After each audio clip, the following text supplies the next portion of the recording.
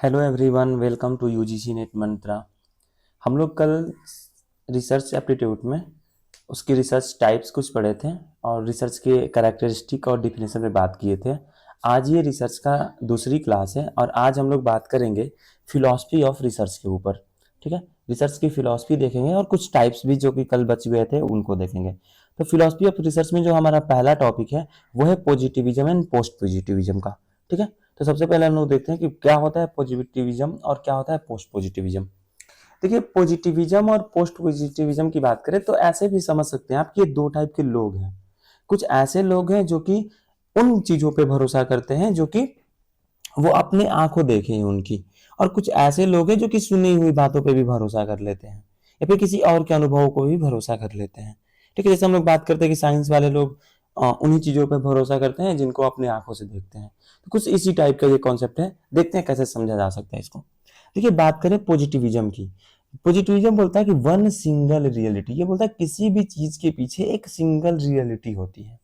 ठीक है, और इसका मानना होता है कि everything is measure and experience with our senses. इसका मानना होता है कि हर चीज को हम लोग क्या कर सकते हैं, माप सकते हैं या फिर अपने सेंसेस के द्वारा उसे एक्सपीरियंस कर सकते हैं, उसे अनुभव कर सकते हैं। ठीक है, तो ये मानना होता है पॉजिटिविज्म वाले लोगों का। लेकिन पोस्ट पॉजिटिविज्म वाले लोग बोलते हैं कि reality can never be fully known. बोलते हैं कि किसी भी चीज की सच्चाई पूरी तरह से नहीं जानी जा सकती है। उसके पीछे रीजन देते हैं वो, because human being sensory and intellectual limit. वो बोलते हैं कि जो ह्यूमन बीइंग है, जो मनुष्य है, उसकी एक अपने सेंस करने की क्षमता है, उनकी बौद्धिकता की एक लिमिटेशन है। इसी वजह से हम लोग सभी चीजों की पूरी तरह से रियलिटी को नहीं समझ सकते। ठीक है, आगे बोल रही है कि यूज्ड इन सोशल साइंस। देखिए, यहाँ पे हम लोग अब बात करते हैं एग्जाम ओरिएंटेड, ये कॉन्सेप्ट था हमारा। ठीक है, एग्जामिनेशन में आपको इतना याद रखना है कि जो पॉजिटिविज्म है इसका यूज होता है साइंस सेक्टर में, जबकि जो पोस्ट पॉजिटिविज्म है इसका यूज कहाँ होता है, सोशल साइंसेस के एरिया में। ठीक है, पॉजिटिविज्म सिंगल रियलिटी को मानते हैं जबकि इनका मानना है कि रियलिटी पूरी तरह से नहीं जानी जा सकती है। ठीक है, इसी कॉन्सेप्ट के ऊपर से बनता है अभी हाइपोथेटिको डिडक्टिव एंड, सॉरी थोड़ी टेक्निकल इशू हो गई थी। आगे देखते हैं हम लोग बात कर रहे थे hypothetico deductive research and empirico inductive research. ठीक है, डिडक्टिव और इंडक्टिव रिसर्च के बारे में हम लोग कल भी बात किए थे थोड़ा सा। ठीक है, देखिए, जो डिडक्टिव रिसर्च होता है ये पॉजिटिविज्म के जैसा होता है। ठीक है, ये कहाँ होता है डिडक्टिव रिसर्च, तो साइंस के अंदर होता है। ठीक है, क्योंकि पॉजिटिविज्म भी साइंस वाले लोग की बात करती है। डिडक्टिव रिसर्च क्या कहता है कि general principle to a specific observation. Science में हम लोग देखते हैं कि एक प्रिंसिपल दे दी जाती है और उस प्रिंसिपल को अलग अलग माहौल में जाके, अलग अलग प्लेसेस पे जाके क्या किया जाता है, टेस्ट किया जाता है और बताया जाता है कि ये जो है रिसर्च किन किन जगहों के लिए स्पेसिफाई हो रहा है, किस किन चीजों पे ये अप्लाई हो रहा है। ठीक है, तो इसी को हम लोग बोलते हैं डिडक्टिव रिसर्च। अब बात कर रहे हैं इंपेरिको इंडक्टिव रिसर्च। इंपेरिको इंडक्टिव जो रिसर्च है वो पोस्ट पॉजिटिविज्म को फॉलो करता है। ठीक है, और ये सोशल साइंस के अंदर होता है। यहाँ पे क्या किया जाता है कि स्पेसिफिक ऑब्जर्वेशंस के माध्यम से क्या की जाती है, जनरल प्रिंसिपल दी जाती है। जैसे हम लोग कल भी समझे थे कि अगर एक गांव में हम गए हैं और वहां के किसी प्रॉब्लम को सॉल्व करने के लिए कुछ हमने मेथोडोलॉजी अपनाया या फिर कुछ तरीके अपनाए, और फिर एक अलग गांव में उसी प्रकार की प्रॉब्लम आई तो वहां भी गए और उस सेम प्रक्रिया को दोहराए तो वहां की भी प्रॉब्लम सॉल्व हो गई। मान लेते कि एक और गांव में वैसी ही प्रॉब्लम हुई और फिर उसी सेम प्रक्रिया से क्या हुई, वहां की भी प्रॉब्लम सॉल्व हो गई। तो हम लोग देख रहे हैं कि स्पेसिफिक ऑब्जर्वेशन कर लिए कि भाई अगर ऐसी प्रॉब्लम आ रही है तो ये मेथड अपनाया जाए। तो हम लोग बात में बात कर सकते हैं कि अगर किसी गांव में ऐसी प्रॉब्लम आ रही है तो इसका सॉल्यूशन ये है, ये हमारा एक जनरल प्रिंसिपल हो गया। तो इंपेरिको सॉरी जो इंपेरिको इंडक्टिव है इसमें क्या होता है कि हम लोग स्पेसिफिक ऑब्जर्वेशन से जनरल प्रिंसिपल की तरफ जाते हैं। ठीक है, इंडक्टिव रिसर्च के अंदर, जबकि डिडक्टिव में क्या होता है, जनरल प्रिंसिपल टू और स्पेसिफिक ऑब्जर्वेशन की तरफ आते हैं। चीजें क्लियर हो गई होंगी। अब इसे एक टेबल के माध्यम से हम लोग समझ लेते हैं, इंपेरिको इंडक्टिव को और हाइपोथेटिको डिडक्टिव को। देखिए, हाइपोथेटिको डिडक्टिव को शॉर्टकट में एचडी भी बोलते हैं हम लोग। ठीक है, और इंपेरिको इंडक्टिव यहाँ रहा। हम लोग कुछ बेसिस बनाए हैं, उन बेसिस के अकॉर्डिंग देखते हैं कि यहाँ इस डिडक्टिव में क्या आता है और इंडक्टिव में क्या आता है। ठीक है, बोला कि it is the type of, तो जो डिडक्टिव रिसर्च है इसको हम लोग ऐसे लिख दे रहे हैं यहाँ पे, डिडक्टिव मतलब साइंस और इंपेरिकल इंडक्टिव मतलब सोशल साइंस। ठीक है, देखिए जो साइंस वाले रिसर्च है, जो डिडक्टिव रिसर्च है, हाइपोथेटिकल डिडक्टिव, ये क्या होते हैं, ये होते हैं क्वांटिटेटिव। साइंस में वैसे भी क्वांटिटी की बात की जाती है, लेकिन सोशल साइंस में किसकी बात की जाएगी, क्वालिटेटिव की। तो इंडक्टिव रिसर्च कैसा होता है, क्वालिटेटिव टाइप का होता है। ठीक है, कम्स अंडर, ये जो डिडक्टिव रिसर्च है वो पॉजिटिविज्म के अंदर आता है, जबकि इंपेरिको इंडक्टिव क्या आता है, पोस्ट पॉजिटिविज्म के अंदर आता है। ठीक है, focus on generalize and single reality, ये किस चीज पे फोकस करता है, जनरलाइज एंड सिंगल रियलिटी पे फोकस करता है, जबकि जो इंपेरिको इंडक्टिव है वो पार्टिसिपेंट पर्सपेक्टिव पे फोकस करता है। ये इसको समझ लेते हैं इस पॉइंट को। देखिए जब भी साइंस कोई रिसर्च करती है तो एक ऐसी आउटकम निकाल के लेके आती है, एक ऐसी कंक्लूजन निकाल के आती है जो कि सिंगल रियलिटी होता है और हर जगह के लिए एप्लीकेबल है। जैसे अगर H2O जो है वो जल का फॉर्मूला है, तो चाहे आप चांद पे चले जाएं, चाहे मंगल ग्रह पे चले जाएं, चाहे ब्रह्मांड के किसी भी कोने में चले जाएं, जल का एक यही सिंगल रियलिटी है। जबकि हम लोग देखते हैं कभी कभी कि एक ही प्रॉब्लम को, एक ही क्वेश्चन के अलग अलग लोग अलग अलग प्रकार से आंसर देते हैं, और एक ही टॉपिक पे अलग अलग लोगों का अलग अलग मत हो सकता है। जैसे हम लोग देखते हैं कि कुछ लोग हैं जो कि किसी ए पार्टी को सपोर्ट करते हैं, जबकि कुछ लोग हैं जो कि पार्टी बी को सपोर्ट करते हैं। सेम गांव, ठीक है, उसी गांव में, उसी मोहल्ले, या किसी कभी कभी तो देखते हैं कि एक ही घर में दो लोग होते हैं और दोनों लोग अलग अलग पार्टी को सपोर्ट कर रहे होते हैं। तो यहाँ जो सोशल साइंस है, यहाँ में पार्टिसिपेंट पर्सपेक्टिव होती हैं चीजें। ठीक है, एक ही टॉपिक को देखने का अलग अलग नजरिया हो सकता है लोगों का। डिडक्टिव रिसर्च जो होता है वो कहाँ ऑपरेट होता है, तो वो कंट्रोल्ड और लैब के अंदर होता है। मतलब साइंस वाले कहाँ होते हैं, लैब के अंदर होते हैं, कंट्रोल्ड इन्वायरमेंट के अंदर होते हैं। जबकि हम लोग देखें कि जो सोशल साइंस वाला रिसर्च है उसे कहाँ किया जाता है, नेचुरल सेटिंग में किया जाता है। मतलब कि जिस माहौल में जहां का वो प्रॉब्लम है वहीं पे जाके उसे क्या किया जाता है, सॉल्व किया जाता है। ठीक है, ये कंसर्न विद द आउटकम। जो डिडक्टिव रिसर्च में, इसमें किस चीज पे बात की जाती है, आउटकम पे बात की जाती है कि क्या आप आउटकम निकाल के लाए, आपने कंक्लूजन क्या निकाल के लाया। ठीक है, लेकिन जब इंपेरिको इंडक्टिव की बात करते हैं हम लोग, तो यहाँ पे प्रोसेस डेवलपमेंट की बात होती है कि आपने कौन सी प्रोसेस डेवलप की है। ठीक है, क्योंकि यहाँ पे आपने क्या किया है, सोसाइटी के एक प्रॉब्लम को सॉर्ट आउट करने के लिए आपने काम किया, और उसके लिए अपने प्रोसेस ढूंढना कि इस प्रोसेस से यहाँ की क्या हो जाएगी, धीरे धीरे समस्या खत्म हो जाएगी। तो यहाँ पे आउटकम ना होके प्रोसेस फाइंड आउट करते हैं हम लोग। ठीक है, अब अगला जो टॉपिक है हमारा फिलोसफी ऑफ रिसर्च के अंदर, वो हम लोग देखेंगे रियलिटी, ऑन्टोलॉजी, एपिस्टेमोलॉजी और एक्जियोलॉजी। ये अभी के नए ट्रेंड्स में ये क्वेश्चन आ रहे हैं यहाँ से, इस टॉपिक से। ठीक है, देखिए रियलिटी कुछ और नहीं है, रियलिटी बस वही है नोइंग टू अननोन, मतलब कि जो हम लोग जानते हैं, ठीक है, जो हम लोग नहीं जानते हैं और उनको जब हम लोग जानने के माध्यम से बना लेते हैं, अपने नोन में रख लेते हैं, उसी को हम लोग बोलते हैं रियलिटी। एक ऐसी घटना जिसका अध्ययन किया जा रहा है और जो हमारी धारणाओं से स्वतंत्र है। तो रियलिटी वही होती है जो आप समझ रहे हैं, मीन्स कि किसी भी चीज के बारे में जान लेना, ठीक है, कि उसकी वास्तविकता क्या है। तो ये रियलिटी। अब इस रियलिटी को जानने के लिए हम लोग क्या करते हैं कि कुछ मेथोडोलॉजी अपनाते हैं। तो उन्हीं मेथोडोलॉजी को हम लोग बोलते हैं फिलॉसफी ऑफ रिसर्च। ठीक है, कौन कौन से मेथोडोलॉजी को अपनाएंगे यहाँ पे हम लोग बात करेंगे एक्सियोलॉजी की, एपिस्टेमोलॉजी की और ऑन्टोलॉजी की। ठीक है, देखते हैं एक एक करके। ऑन्टोलॉजी का मतलब क्या होता है, एपिस्टेमोलॉजी का मतलब क्या होता है, और एक्सियोलॉजी, इन तीनों की अगर एक साथ बात करें तो बोल रहा है कि ontology, epistemology and axiology are three fundamental concept that play essential role in shaping various field of knowledge including science, social science and research methodology. ठीक है, बोला कि ये तीनों के तीनों फंडामेंटल कॉन्सेप्ट होते हैं, एक फंडामेंटल रोल प्ले करते हैं किसी भी नॉलेज को शेप देने में। ठीक है, किसी भी इंफॉर्मेशन को जानने में ये क्या करते हैं, तीनों के तीनों एक इंपॉर्टेंट रोल प्ले करते हैं। एक एक करके समझते हैं कि तीनों है क्या। देखिए बहुत इजी टर्म है। ऑन्टोलॉजी का मतलब होता है कि यह इस बात की अध्ययन करता है कि वास्तविकता का स्वरूप क्या है और क्या वास्तविकता में है, अस्तित्व में है। ठीक है, मतलब कि बस ऑन्टोलॉजी का मतलब है कि ये जानता है नेचर ऑफ रियलिटी, वास्तविकता है क्या, स्टडी ऑफ रियलिटी करता है कि रियलिटी है क्या, बस इसकी बात करता है कि क्या बात है भाई। ठीक है। तो इस रियलिटी की स्टडी कौन करता है? ये करता है ओंटोलॉजी।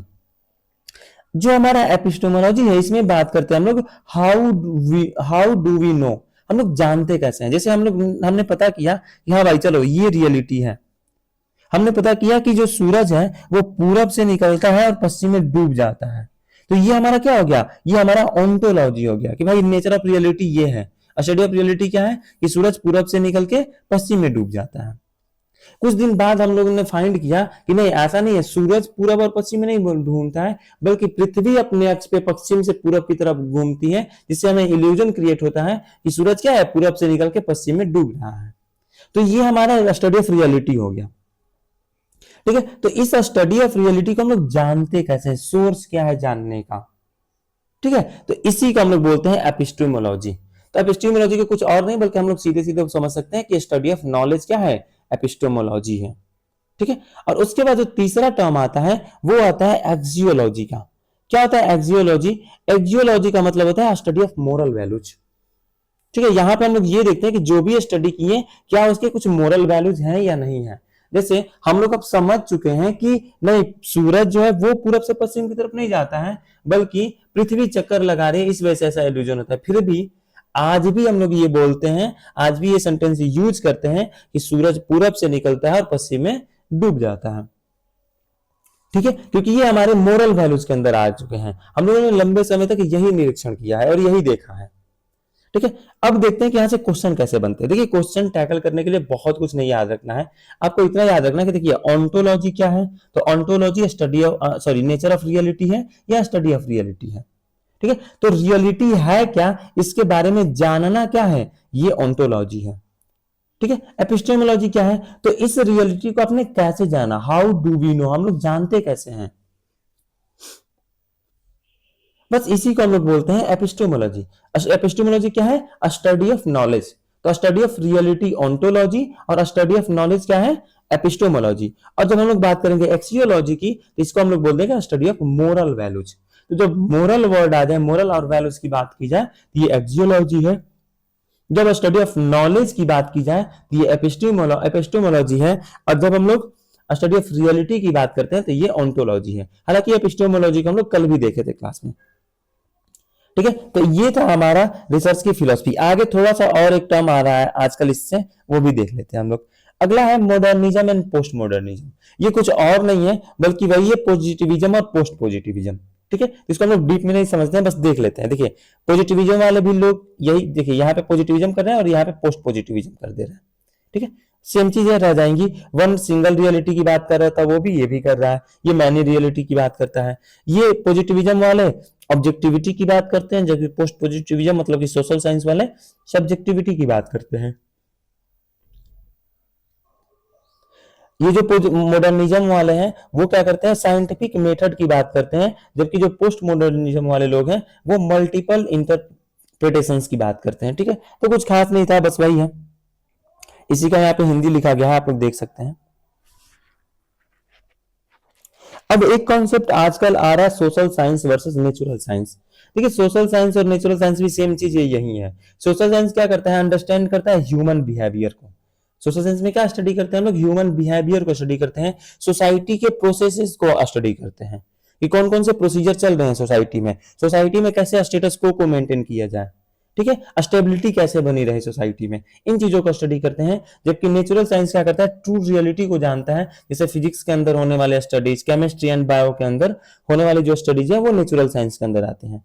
तो इतना याद रखिए कि सोशल साइंस है, जबकि नेचुरल साइंस को ही हम लोग रियल साइंस भी बोलते हैं। यहां से आपका क्वेश्चन टैकल हो जाएगा। ठीक है। अगला जो टॉपिक आता है हमारा वो है एक्सपेरिमेंटल रिसर्च। ठीक है। अब हम लोग बात करेंगे एक्सपेरिमेंटल रिसर्च के ऊपर। देखिए, एक्सपेरिमेंटल रिसर्च को हम लोग पहले भी पढ़ चुके हैं। एक्सपेरिमेंटल रिसर्च में हम लोग पढ़े थे, किसी कॉज एंड इफेक्ट रिसर्च के नाम से भी जाना जाता है। ठीक है। और ये क्या होता है? कंट्रोल्ड इन्वायरमेंट के अंदर होता है या लैब में होता है। ठीक है। तो इतना कुछ हम लोग जान चुके हैं पहले। अब हम लोग एक्सपेरिमेंटल रिसर्च को थोड़ा डिटेल में समझेंगे, क्योंकि यहाँ से क्वेश्चन अब बन रहे हैं। देखिए, एक्सपेरिमेंटल रिसर्च के अंदर क्या क्या होता है? एक तो कंट्रोल इन्वायरमेंट के अंदर होता है, इसमें अलग अलग चीजों को मैनिपुलेट करते हैं। जैसे हम लोग बात करते हैं कि वेरिएबल्स को, इसमें ऑब्जर्वेशंस होते हैं, लेकिन ये सब के सब कहाँ होते हैं? लैब के अंदर होते हैं। ठीक है।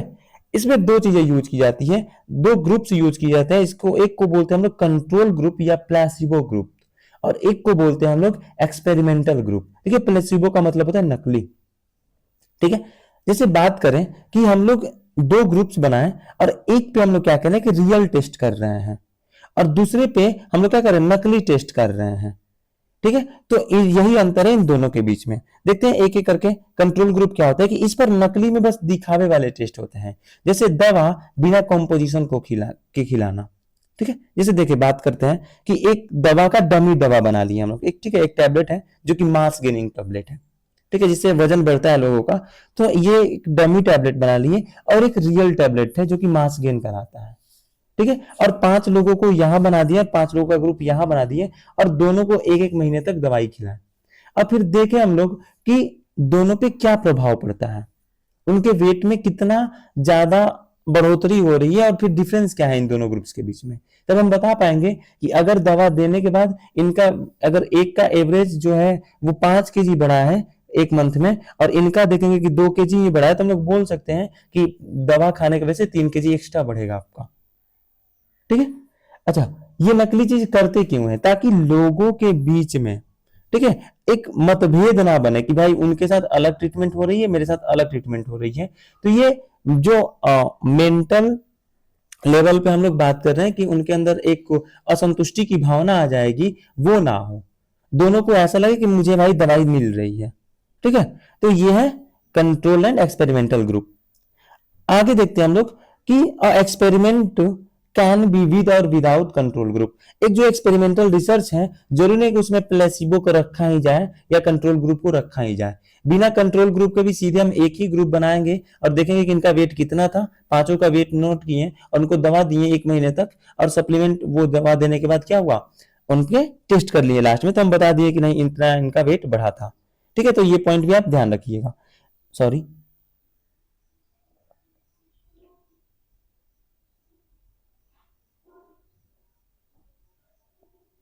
ठीक है, हम लोग यहां बात कर रहे थे। अब बात करते हैं हम लोग pre test and post test का। प्री टेस्ट और पोस्ट टेस्ट क्या होता है इसको देख लेते हैं। देखिए प्री टेस्ट का मतलब होता है कि a test given to participant before process, process से पहले की जो टेस्ट ली जाती है उसको हम लोग प्री टेस्ट कहते हैं। और पोस्ट टेस्ट क्या होता है कि a test given to participant after the process, ठीक है। जैसे हम लोग बात की कि यहाँ दवा देने की, तो दवा देने से पहले हमने सबका वेट नोट आउट किया था, और दवा खिलाने के बाद हम लोग लास्ट में देखते हैं कि सबका वेट पे क्या प्रभाव पड़ा है। तो यही होता है pre test and post test, ठीक है। एक्सपेरिमेंटल डिजाइन की बात करते हैं हम लोग, यहाँ से क्वेश्चन अभी सब भर भर के पूछे जा रहे हैं। एक्सपेरिमेंटल डिजाइन में क्या होता है कि फ्रेमवर्क ऑफ एन एक्सपेरिमेंट, किसी एक्सपेरिमेंट को करने का क्या फ्रेमवर्क होगा, उसी को हम लोग बोलते हैं एक्सपेरिमेंटल डिजाइन। इसमें कुल 3 प्रिंसिपल फॉलो किए जाते हैं, एक replication, randomization and local control का, ठीक है। क्या होते हैं तीनों, एक एक करके देख लेते हैं। देखिए बात करें रेप्लीकेशन की, तो इसमें क्या किया जाता है कि repeating an experiment on multiple subject. क्या बोला कि एक ही सब्जेक्ट के ऊपर अलग अलग एक्सपेरिमेंट को क्या करना, रिपीट करना, ठीक है। Trial to reduce error and improve, क्यों किया जाता है, ताकि गलतियों को घटाया जा सके और उन्हें इंप्रूव किया जा सके। जैसे मान लेते हैं कि हम एक एक मेथड खोजें किसी चीज को बनाने का, इस तरीके से इसे बनाया जा सकता है।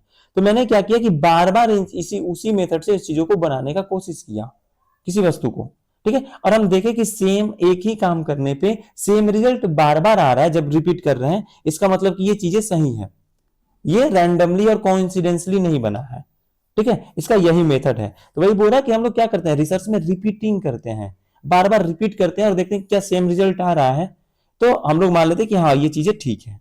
दूसरी प्रिंसिपल क्या होती है एक्सपेरिमेंट में, रेंडमाइजेशन की जाती है। रेंडमाइजेशन का मतलब होता है कि assigning subject to experimental and control group randomly to avoid selection biasness. हम लोग क्या करते हैं कि जब हम लोग सब्जेक्ट को चुनते हैं, जैसे मान लेते हैं कि किसी टॉपिक के बारे में मुझे इंटरव्यू लेने हैं, तो इंटरव्यू लेने के लिए मुझे 100 लोगों का चुनाव करना है। तो ये जो 100 लोग होंगे उनका जो चुनाव होगा वो रैंडमली करेंगे हम, ठीक है। कहीं से भी जाके एक लोग को ले लिए, किसी और सोसाइटी से एक लोग के ले लिए, ठीक है। इसलिए करते हैं ऐसा ताकि उनके अंदर बैसनेस आ, उनकी विचारधारा एक जैसी ना हो, और ऐसा ना हो कि समाज के किसी एक ही जगह से उठा के हम उनसे इंटरव्यू कर लिए और एक जैसे आंसर आ गए। तो अलग अलग जगह के लोगों का व्यू पता चल सके, इसके लिए हम लोग क्या करते हैं, रेंडमाइजेशन करते हैं। तो रिसर्च के अंदर रेंडमाइजेशन इसलिए होता है। अगला होता है लोकल कंट्रोल। लोकल कंट्रोल क्या करता है कि controlling the external factor that might influence result. ये क्या करता है कि एक्सटर्नल फैक्टर को, जो बाहरी फैक्टर है उनको कंट्रोल करता है, ताकि वो लोग रिजल्ट पे, आपके कंक्लूजन पे इन्फ्लुएंस ना डाल पाए। ठीक है, ये रोकता है ग्रुपिंग सिमिलर सब्जेक्ट को। ठीक है, ये क्या करता है कि एक जैसे विचारधारा के लोगों को जो ग्रुपिंग बन जाता है उनको बनाने से क्या करता है, रोकता है ये। इसी को हम लोग बोलते हैं लोकल कंट्रोल। तो ये तीनों प्रिंसिपल आप लोग याद रखिएगा, replication, randomization and local control. अब देखते हैं हम लोग टाइप्स ऑफ एक्सपेरिमेंटल डिजाइन। यहां से क्वेश्चन पूछ रहे हैं अभी। ठीक है, कौन कौन से टाइप्स होते हैं, तो मेनली दो प्रकार के होते हैं एक्सपेरिमेंटल डिजाइन। एक होता है इनफॉर्मल एक्सपेरिमेंटल डिजाइन और एक होता है फॉर्मल एक्सपेरिमेंटल डिजाइन। ठीक है, क्या होता है, दोनों को एक एक करके देखते हैं। देखिए, जो इनफॉर्मल होता है वो सिंपल प्रोसीजर होता है और इसमें तीन प्रकार के होते हैं। इनके सब डिवीजन अगर किए जाए तो ये तीन प्रकार के होते हैं। पहला होता है before and after without control design, after only with control design और before and after with control design. देखिए, बिफोर एंड आफ्टर कुछ और नहीं, टेस्ट है, pre test and post test. Pre test and post test को ही क्या बोल रहे हैं हम लोग, बिफोर एंड आफ्टर। तो एक ऐसा एक्सपेरिमेंट किया जाता है जिसमें क्या किया जाता है, पहले भी टेस्ट लिया जाता है, प्री टेस्ट भी होता है और पोस्ट टेस्ट भी होता है, लेकिन इसमें कंट्रोल डिजाइन नहीं होता है।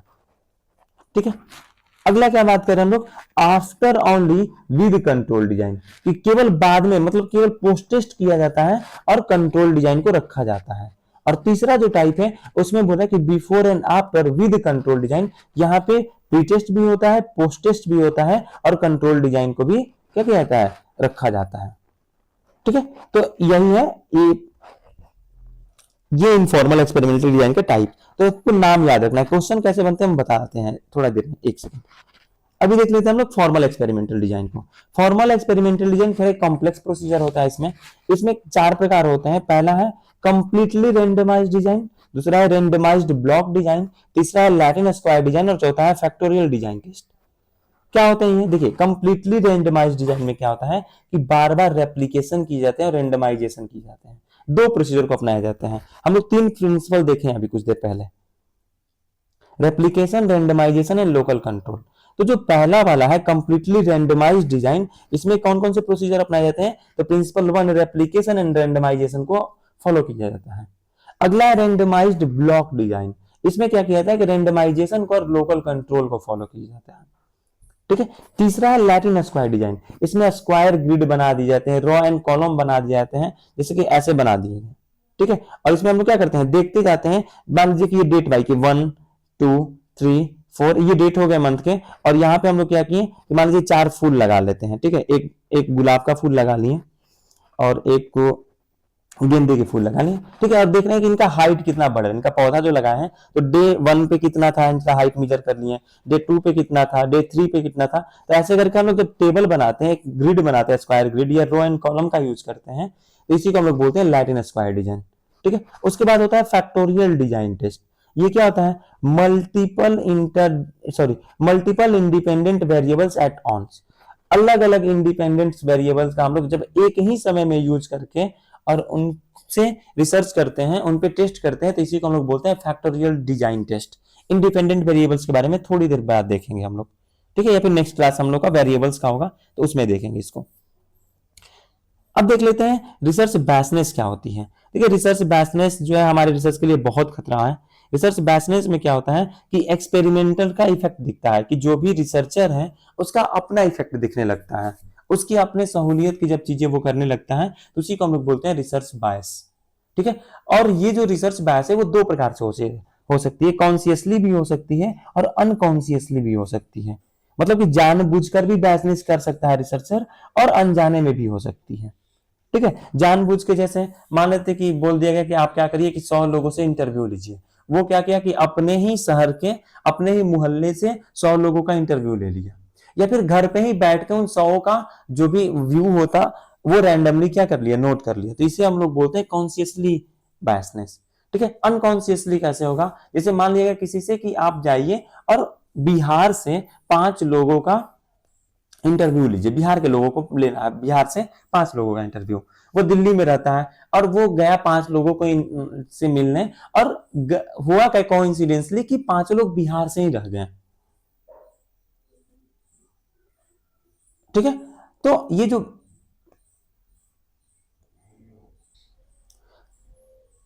सॉरी थोड़ा सा दिक्कत हो जा रही है। तो ये जो हुई हुई घटना, जैसे हम लोग बात कर रहे थे अनकॉन्शियसली की, ठीक है, तो जैसे एक पर्सन है जिसको क्या करना है कि जाके किसी टॉपिक पे बात करना है, ठीक है, तो इसने क्या किया कि 5 लोगों से मिला और पांचों के पांचों कहां से हो गए, बिहार से ही हो गए। ठीक है, जबकि इसे अलग अलग स्टेट से लोगों से मिलना था, तो ये अनकॉन्शियसली हुआ। ठीक है, इसमें उसकी कोई गलती नहीं थी। तो इसी प्रकार से बोल सकते हैं कि 2 प्रकार के रिसर्च बायसनेस होते हैं। अब देखते हैं अगला टॉपिक है the hello effect. Hello effect क्या होता है, इसमें कॉग्निटिव बायसनेस होती है। ठीक है, जब किसी व्यक्ति की एक गुण हमें अच्छा लगता है तो हम उसके सभी गुणों को क्या बोलते हैं, अच्छे मान लेते हैं। जैसे मान लेते हैं कि हम लोग देखते हैं क्लास में एक बच्चा है जिसका इंग्लिश क्या है, अच्छा है, इंग्लिश का टीचर आए और उसका टेस्ट लिया और बहुत अच्छा मार्क्स लिया, तो उनको ऐसा लगता है कि ये बच्चा पढ़ने में बहुत तेज है और इसके सोशल साइंस, मैथ्स, साइंस, ठीक है, हिंदी, संस्कृत, सारे सब्जेक्ट अच्छे होंगे। तो यही होता है द हैलो इफेक्ट। उसके बाद होता है द हॉर्थन इफेक्ट। हॉर्थन इफेक्ट में क्या होता है कि पीपल चेंज देयर बिहेवियर, लोग क्या करते हैं, अपने बिहेवियर को चेंज करने लगते हैं। ठीक है, जैसे मान लेते हैं कि किसी ने एक बच्चा है जो कि अच्छा नहीं कर पा रहा है किसी सब्जेक्ट में, ठीक है, तो उसकी पहली बार टेस्ट ली गई और देखा गया कि इसके जो मार्क्स हैं वो आउट ऑफ 50 25 ही आ रहे हैं। ठीक है, तो वो सोच लेगा कि इसका तो एवरेज ही रहने वाला है, पर इस टेस्ट लेने के वजह से उसे बुरा लगा कि भाई मेरे इतने कम मार्क्स क्यों आ गए, और अगली बार उसने खूब मेहनत की और उसने क्या किया कि 45 मार्क्स ला दिए। ठीक है, तो इसी को हम लोग बोलते हैं हॉर्थन इफेक्ट, कि जब लोग अपने बिहेवियर को ही क्या करते हैं, किसी घटना की वजह से चेंज कर लेते हैं, तो ये होता है द हॉर्थन इफेक्ट। ठीक है, अगला जो हमारा है वो है the placebo effect. Placebo effect में क्या होता है कि कभी कभी हम लोग देखते हैं कि किसी किसी डुप्लीकेट, जैसे बात करें कि हम लोग रियल टेस्ट नहीं कर रहे हैं पर फिर भी उसका इफेक्ट दिखता है, तो इसी को हम लोग बोलते हैं द प्लेसिबो इफेक्ट। जैसे मान लेते हैं कि 2 लड़के हैं, ठीक है, 2 लड़के हैं और दोनों को क्या किया जा रहा है कि दौड़ने के लिए सप्लीमेंट दिया जाता है, रनिंग के लिए। ठीक है, और दोनों को ऐसा लगता है कि हम दोनों को सप्लीमेंट दिया जा रहा है और दोनों बराबर अचीवमेंट करते हैं, बराबर प्रोग्रेस कर रहे हैं, इसी को बोलते हैं हम लोग द प्लेसिबो इफेक्ट। उसके बाद होता है इवैल्यूएशन एप्रीहेंशन इफेक्ट। इसमें क्या होता है, फियर ऑफ बीइंग इवैल्यूएट, लोगों को डर लगता है अपना टेस्ट करवाने से, इवैल्यूएट होने से, वो टेस्ट नहीं देना चाहते हैं और इसलिए क्या करते हैं कि अपने अंदर की जो भी बात होती है उसको वो क्या कर लेते हैं, छिपा लेते हैं, बोल ही नहीं पाते हैं, इसी को हम लोग बोलते हैं इवैल्यूएशन एप्रीहेंशन इफेक्ट। उसके बाद होती है compensatory rivalry, when participant in a control group increase their effect to improve because they know they are not receiving the experimental treatment। माफ करिएगा, जैसे होता क्या है, देखिए कंपल्सरी रिवाइवलरी थोड़ा सा मजेदार है। इसमें क्या होता है कि मान लीजिए कि 2 ग्रुप बनाए गए 5-5 लोगों का, ठीक है, और दोनों पे क्या हो रहा है, टेस्ट चल रहा है रनिंग के लिए, एक को रियल सप्लीमेंट दिया जा रहा है और एक को डुप्लीकेट सप्लीमेंट दिया जाता है। ठीक है, अब क्या हो रहा है कि देख रहे हैं लोग कि कितना इनका प्रोग्रेस होना है, ऐसा टेस्ट कर रहे हैं, पर इनको पता चल जाता है कि हमको डुप्लीकेट दिया जा रहा है और ये गुस्से में क्या करते हैं कि मेहनत ज्यादा करना शुरू कर देते हैं। At the end final result क्या पता चलता है कि दोनों ने बराबर प्रोग्रेस किया, तो इसी को बोलते हैं कॉम्पेंसेटरी राइवलरी। ठीक है, लोगों को ये बात पता चल गई थी कि उन्हें रियल ट्रीटमेंट नहीं मिल रही है, फिर भी उन्होंने अपने मेहनत के दम पे क्या किया, सेम रिजल्ट को शो करने लगे, तो इसी को हम लोग बोलते हैं कॉम्पेंसेटरी राइवलरी। क्लियर है?